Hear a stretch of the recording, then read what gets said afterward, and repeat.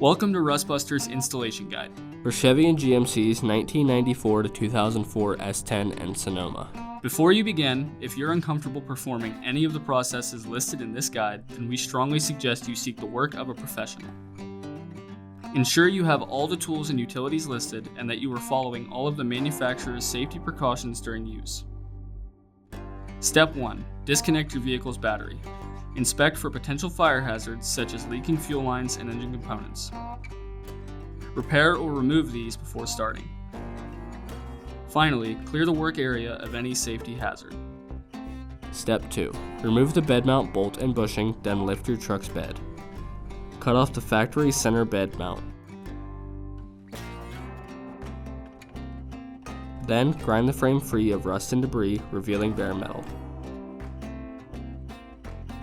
Paint the work area with a weld-through primer to help prevent the risk of rust formation. Step 3. Hold the mount up to the frame and align it using the factory parts silhouette. Following proper welding procedure, tack weld the part onto the frame prior to welding all edges fully.